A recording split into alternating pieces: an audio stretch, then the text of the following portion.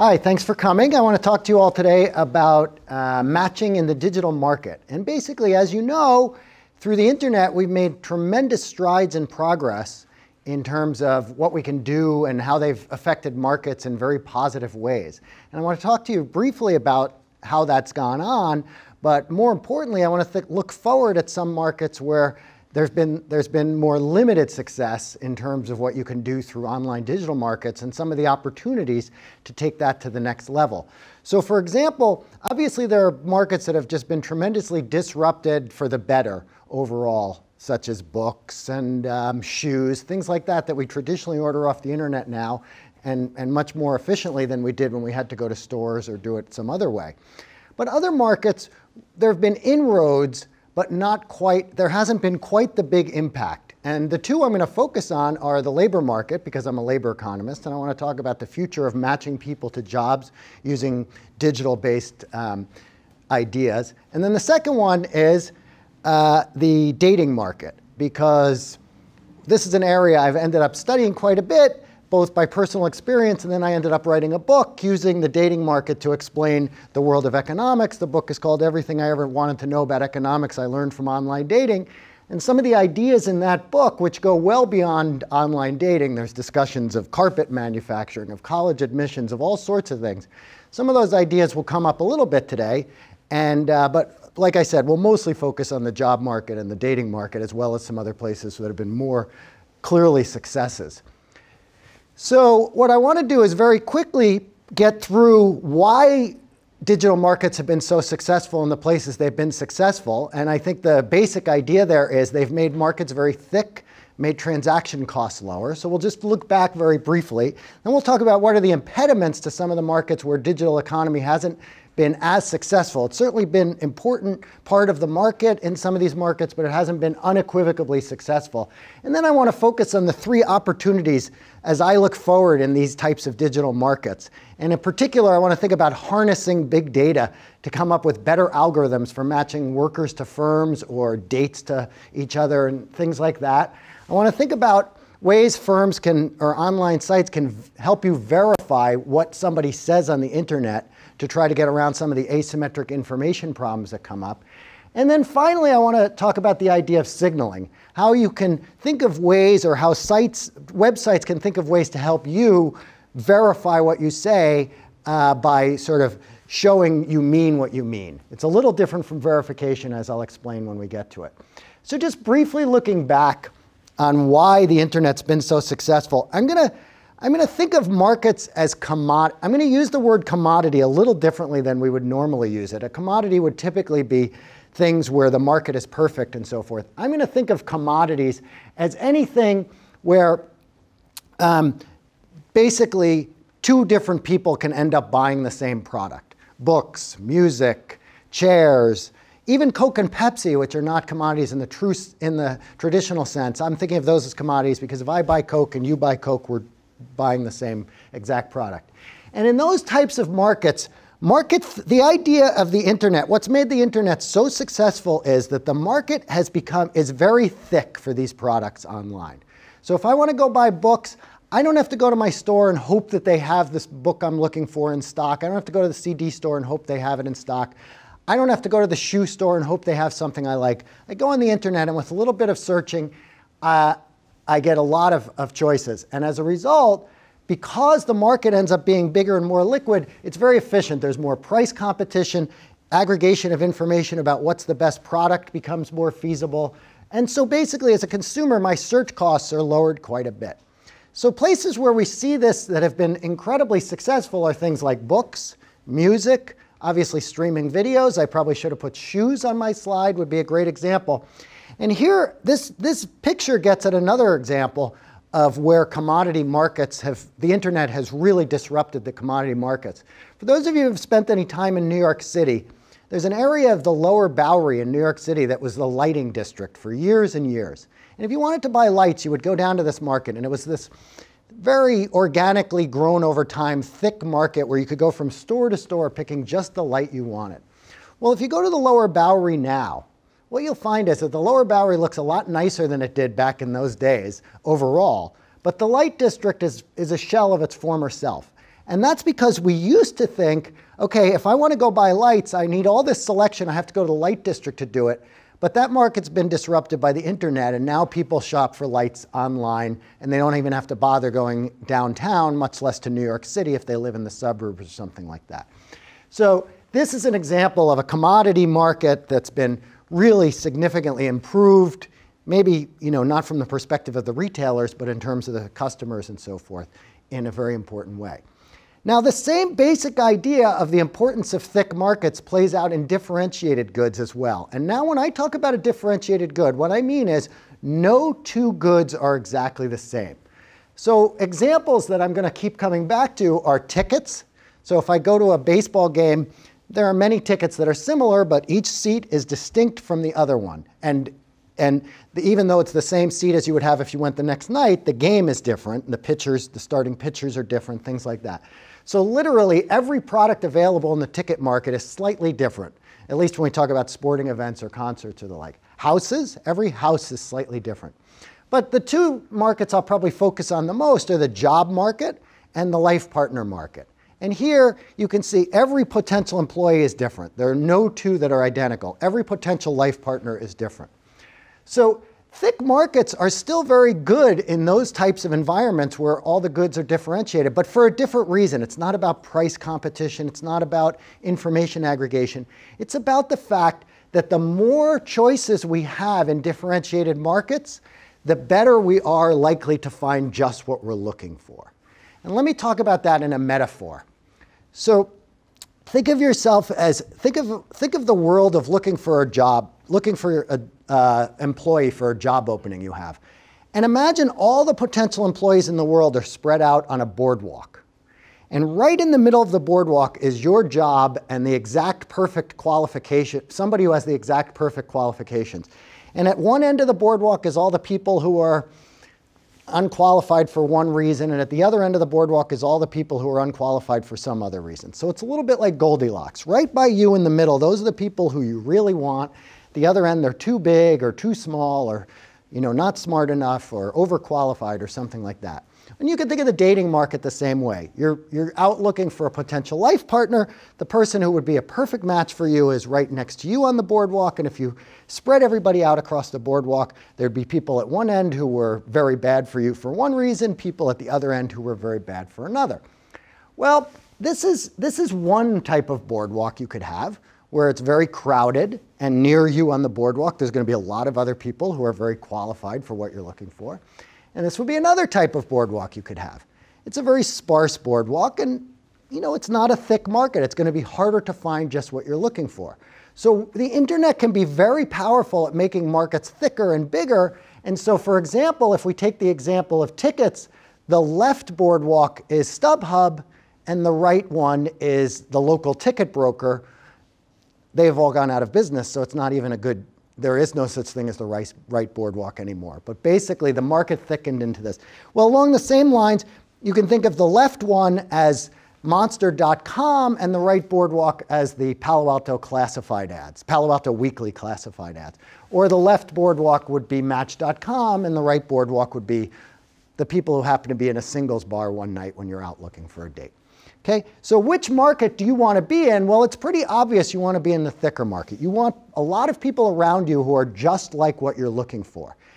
And it's not because of the competition and so forth. It's because you want more choice among the people who are qualified for one reason or another.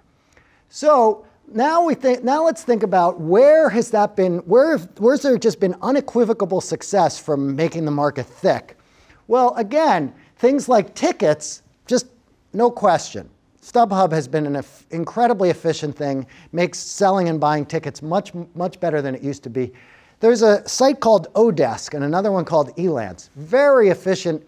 Again, these are freelancers doing various tasks. Every person in that market and every job that needs done is different. So it's the truly differentiated good. And at the same time, these markets work very well. There's review systems and so forth we'll come back to.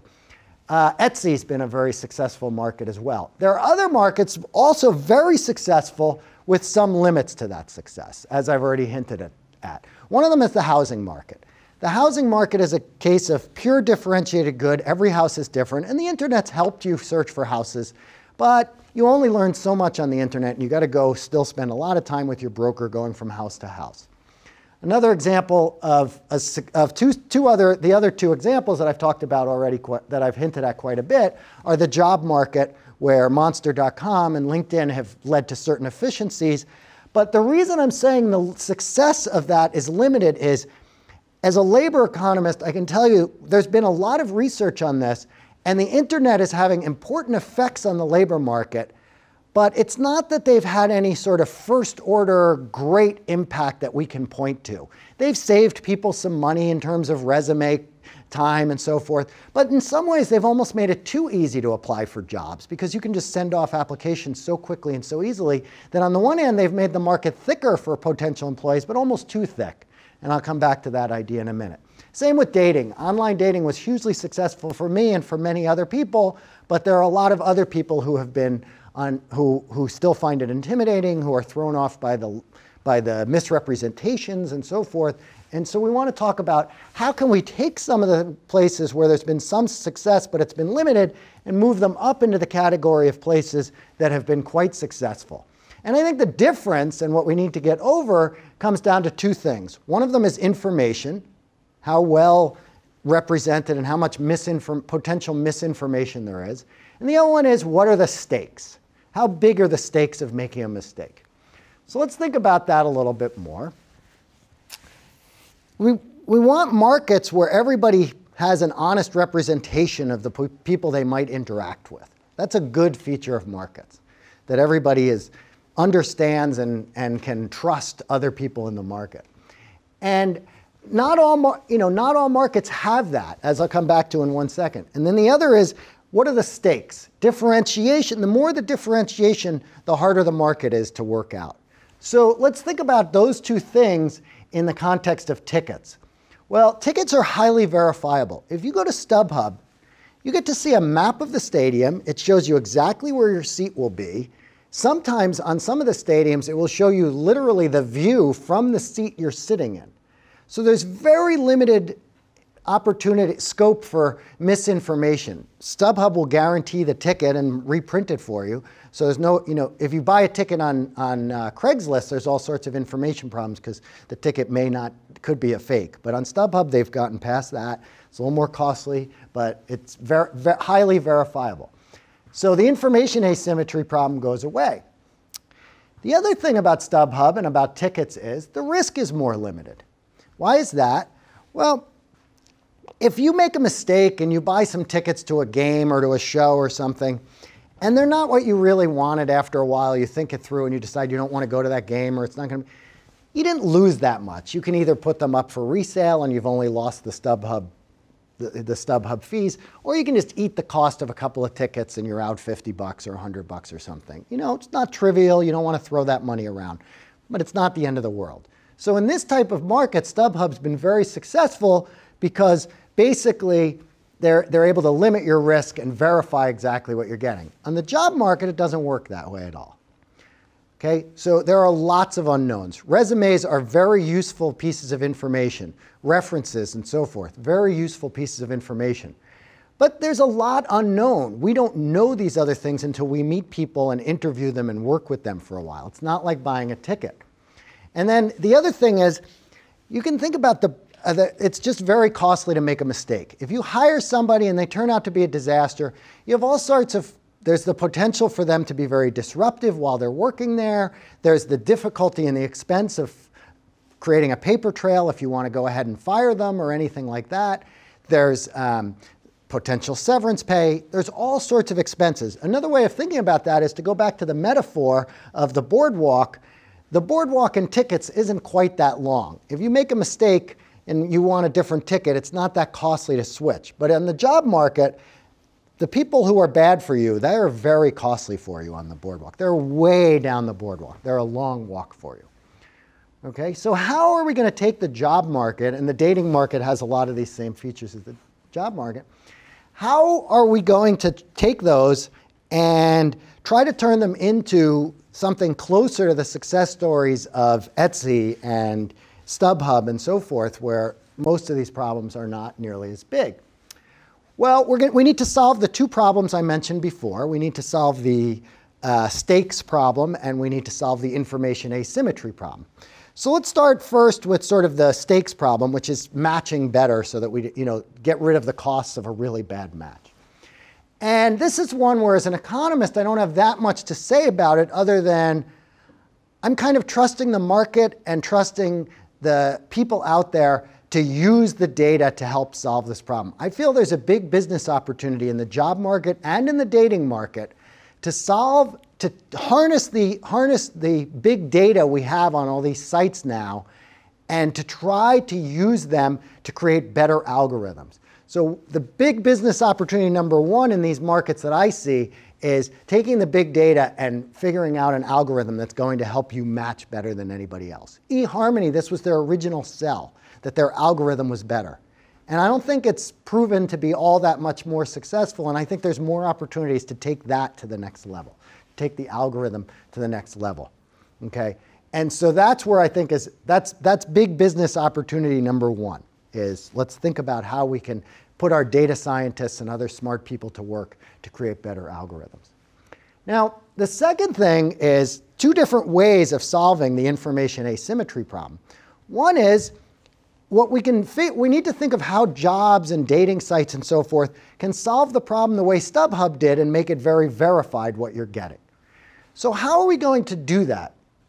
It's been largely successful in the case of StubHub.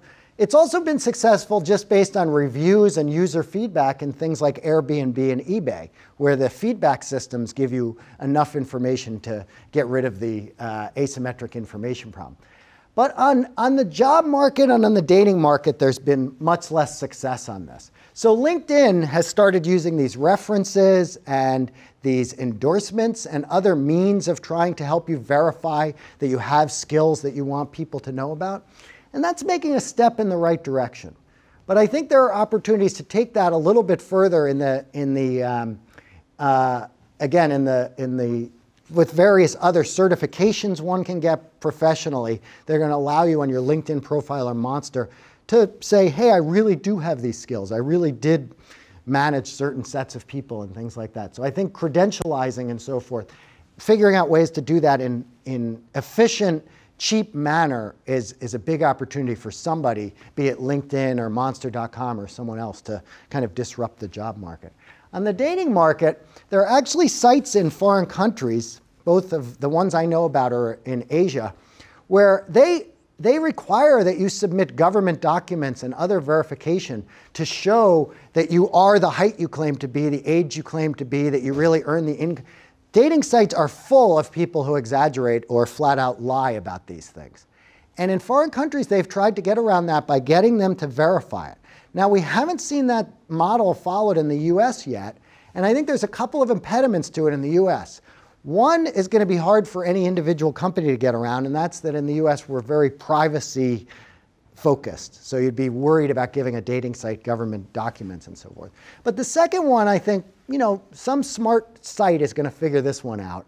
And that is the fact that it's very expensive to take these documents and verify them, because you have to have an individual person do it. And maybe it's done in China where labor is cheaper. That's probably the reason we see it in China but not in the US.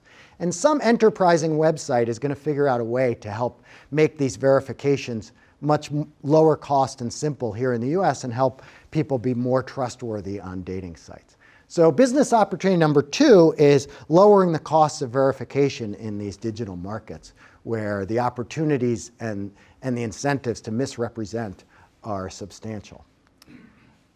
So the final thing I want to talk about, another solution to the information asymmetry problem, is the idea of signaling. So signaling is something economists love. We try to use this idea all the time. And basically what it is, it's just trying to figure out how to take the things you say and make them credible. When it's hard to literally verify that you say, I make a lot of money, or I really am going to be good at this job? How do you separate the fakers from the real people? This idea was so central, has been so important in economics, that it won the former Stanford Business School dean Mike Spence the Nobel Prize. It's been very influential in the economics literature, and it actually has very practical implications in all sorts of markets. College admissions is an obvious place where signaling is very important. Warranties, the GED, the General Equivalency Diploma for high school dropouts. If you look in these markets, you can see this idea of signaling, which I'll try to get across very quickly here. But basically, it's how can I figure out a way to show you I mean what I say when I can't literally verify it. So an effective signal has to have two qualities. If I say to you, I really am interested in you, in order to find a way to show you I'm really interested in you, I have to have a signal that both is correlated with whether or not I'm qualified for the position, the job, or whether I really am interested in you, or whatever it is that I'm trying to signal. So the signal has to be correlated with the true underlying likelihood that I have that. And it also has to be costly, because if anybody can say, I'm qualified for this job, then everybody's going to, and there's no way to separate the fakers from the real people. We need to find something where it's costly to signal, and in fact, that cost has to be bigger for the people who don't have the quality you're looking for. So you want a signal that's costly to everybody, but less costly to those for whom it's very valuable to signal. So that sounds like a nice abstract idea, but let's try to think about it. Where do we see this happening? Well, I'm going to start with dating, where it's already been used successfully on a limited basis. And then I'll talk about the job market, where I think the opportunity is much greater and much more important. So in the dating market, men, as I said, they lie about their ages and their incomes and things like that. But also, you'll see in a lot of dating sites where men will send out just hundreds of messages to women saying, I really want to meet you, or something like that, something very generic. And that's fine. They might want to meet people. But if you're a woman looking for a serious relationship, you would like to not spend a lot of time just meeting with anybody. You want somebody who may have thought through whether or not they'd be a good match for you. So saying, I would love to meet you, completely unverifiable, there's no way to signal. So how do I get around that on a dating site if I'm a man? Well, signal number one that's open to anybody on any dating site, and this was an important strategy for me and is an important strategy for many people, is to personalize your message. So rather than sending 100 messages that say, hey, I want to meet you, you send 10, each of which says, hey, I looked at your website. I'm just guessing, was that picture taken in Yosemite? I've been there. That book you really liked, I don't happen to like it, but we could get together and talk about it. That TV, I watched Downton Abbey 2, which is probably a negative signal for most people, but in my case, it was would be more of a positive. And so these personalized messages, they have the idea I pointed to in a signal, in that it's correlated with whether or not you really have these things, because you've taken the time to do it, and it's costly to you, and it's a cost you're not going to bother bearing if you're not actually qualified. So it's truly separating in a valuable way. Now, that's all fine and good for us as consumers on a dating site or a job site. We might think of ways we can signal appropriately, but we can also ask the dating site to help us. And a Korean dating site ran an experiment where they did just this. They have what was known as the virtual rose system. So how did the virtual rose system work? Over a period of time, anybody on this Korean dating site could send messages to anyone else on the site saying, I want to meet you, or whatever their message was going to be. And then during this period of time, they could also send 2 messages which were accompanied by a virtual rose. And a virtual rose just was a way of credibly showing, hey, you're one of the 2 people I'm most interested in meeting on this site. Okay, it was costly, not because they had to pay extra money for the virtual roses, but because they couldn't send them to someone else once they sent them to you. And it was highly correlated with whether they were qualified, because of course they're not going to just send it to anyone. They're going to send it to the people that they are truly interested in. And it was very effective. The people who sent virtual roses were much more likely to end up in dates and or relationships with the people to whom they sent their virtual rose. Now, having said that, we haven't seen this rolled out in any sort of scaled way on websites across the world. And so the problem is, and this is why it's an opportunity, is thinking about how can you scale that? because on a one-time basis, that's a fine idea.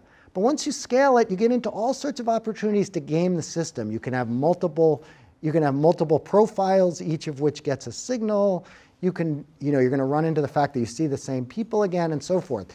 So thinking through the details of how can we take that to the next level and make that a useful, scalable idea, that's an opportunity.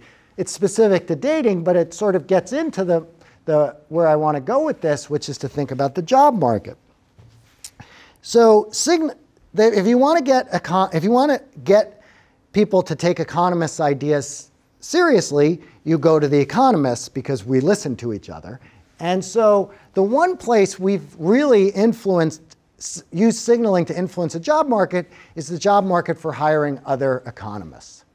So what happens is hiring economists is a little bit like hiring MBA students. Every year, each school that has people available puts together a packet of the resumes of their students, the people who are about to get their PhD. They send them out to other schools and to other employers. And they all interview in the same place in January.